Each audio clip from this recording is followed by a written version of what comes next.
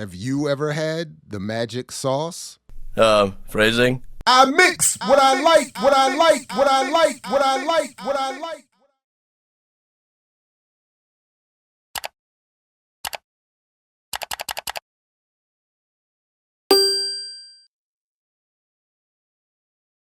What's up, world? Welcome to another edition of I Mix What I Like right here at I Mix What I Like. Again, I'm Jared Ball, very happy to be your host. Please do all the things, like, share, subscribe, join the platform, support the Patreon, put this in your socials.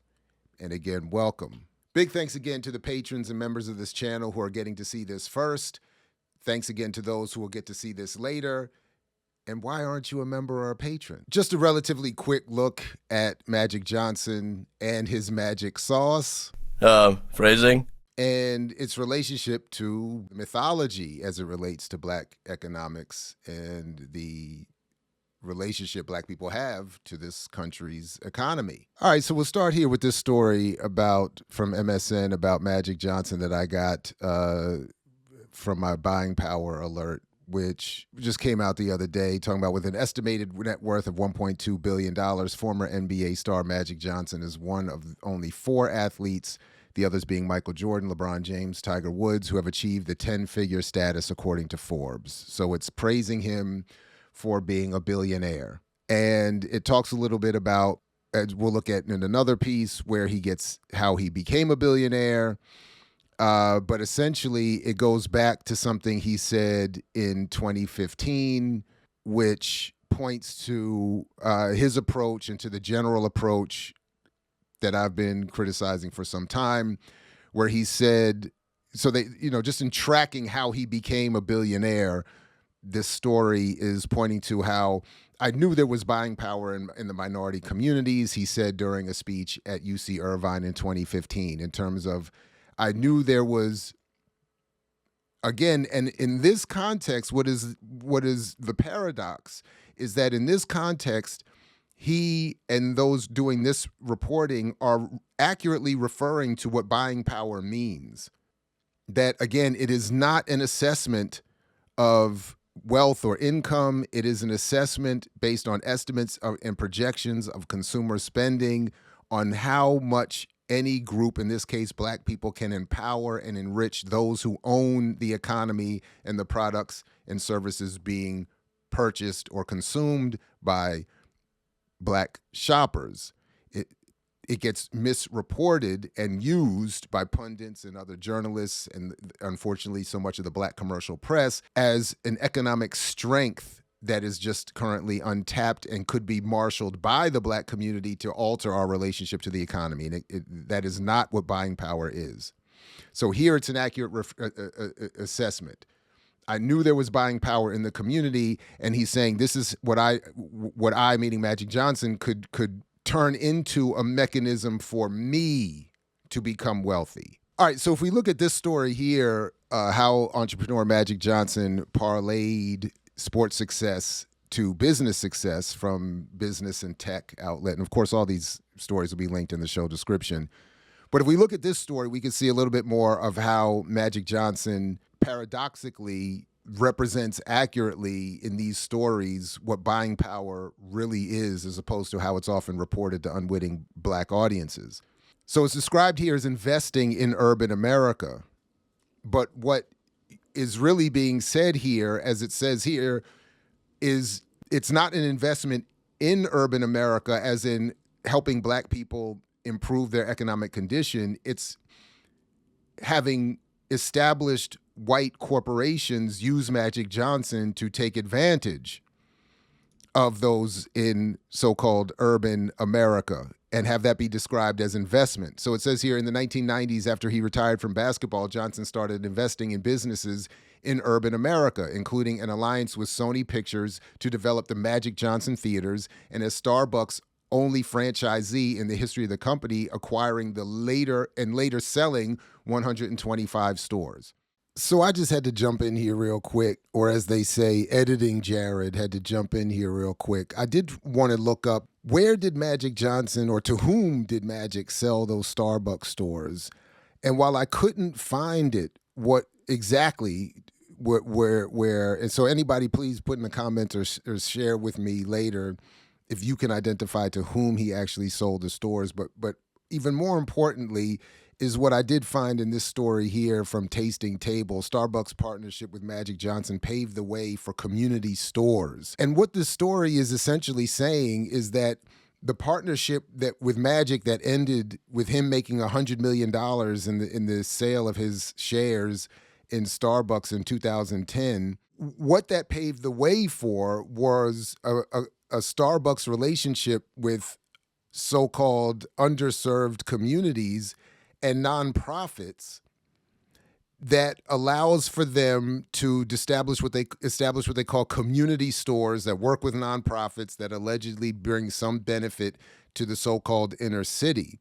But as the story ends, what is really done here is, again, a corporate washing of the politics of Starbucks. So whether it's the Starbucks' horrific treatment of its employees regarding unionization, or obviously the rabid Zionism of its ownership, it gets to rebrand itself in light of its relationship with Magic Johnson as a people-positive company.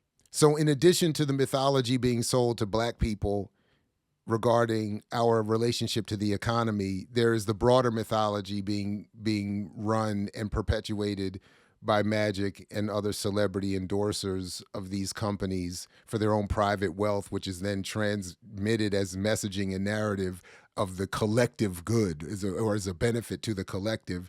And what really ends up happening is just Starbucks gets to call itself a people-positive company. What this is, and if you go, and I'll link to this as well, the video I did recently talking about the big myth and, or more, well, the big myth and the video I did talking about Tom Burrell and advertising as Black capitalism is activism, where the process was the Nixon administration bringing in big white businesses like Ray Kroc and of McDonald's to have them franchise their stores in Black communities with the idea that white folks don't want to go in those communities, even if it is just to manage those stores and take out the money. And it'll be a good way of redefining Black power and Black liberation along Black capitalist lines. So this just reeks of that an update of that model with Magic Johnson being involved. And then, of course, all it did was have him be a franchisee, which he later then sells. It doesn't say to whom he sold it, but the point is, it didn't change the relationship of Black people to the economy. It didn't enrich Black communities, having Starbucks or Sony theaters there. It just allowed for existing white-owned corporate brands to expand their reach into Black communities and attract what little money is there, enriching Johnson and to an extent themselves while claiming to have, quote unquote, invested in the Black community. Other businesses weren't investing because they didn't think they could make money, but Johnson knew it was an underserved market and wanted to make a positive impact by bringing quality goods and services in these underserved urban communities. We proved that retailers and companies could make money in urban America. That's exactly my point. Retailers and companies can make money, especially when you look at today, the more than $1 trillion in spending power of Black Americans as well as Latinos. Now there's more investment in urban cities across America because of what I started over 20 years ago. And that is, of course, what the magic sauce is.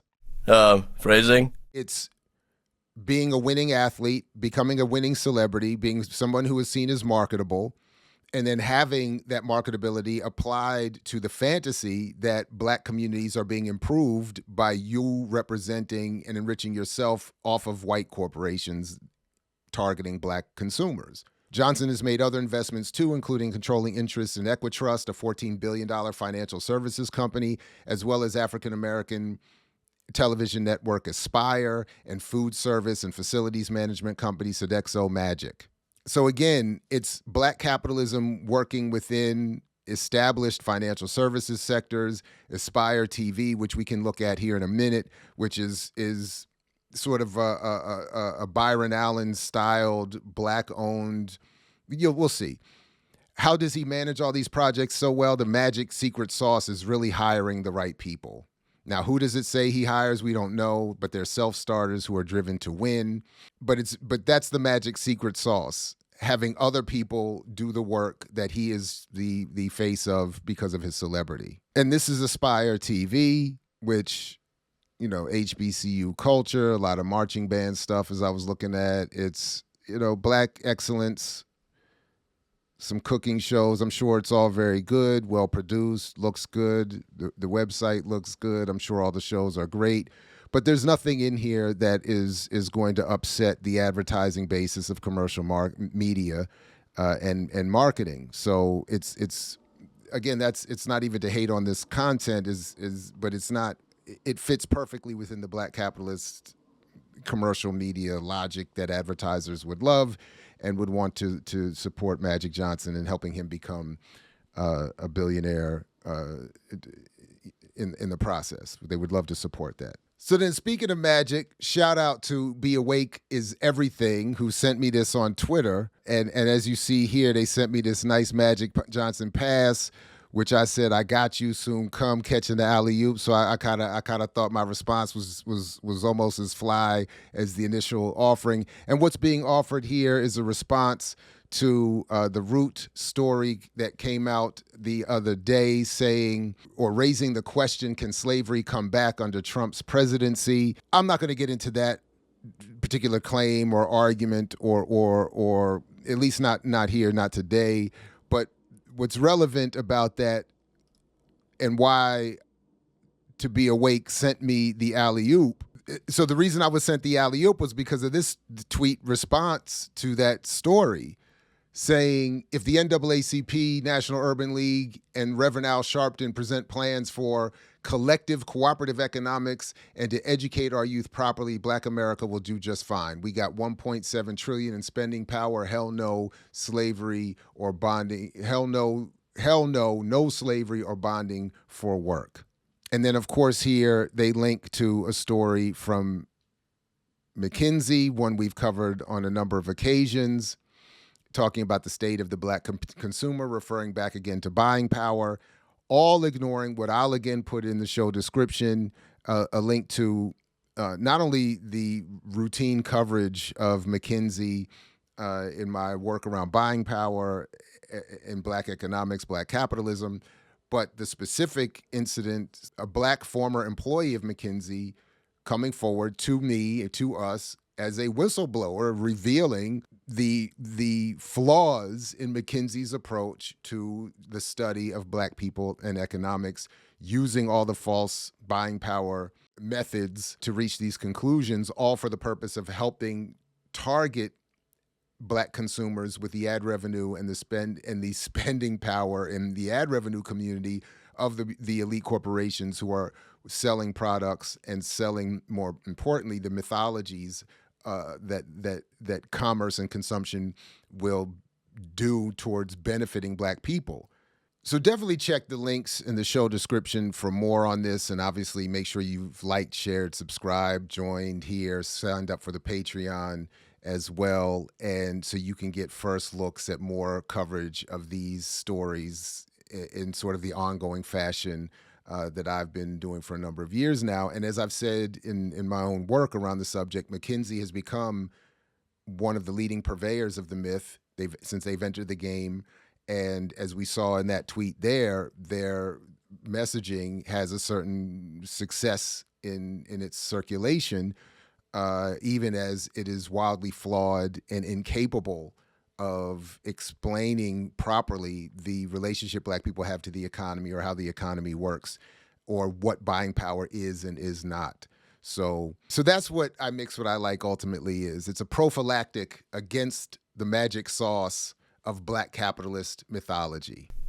Phrasing? Thanks again, everybody, for joining us. Peace, only if you're willing to fight for it, as Fred Hampton used to say, and I'll catch you next time right here at I mix what I like, what I like, what I like, what I like, what I like.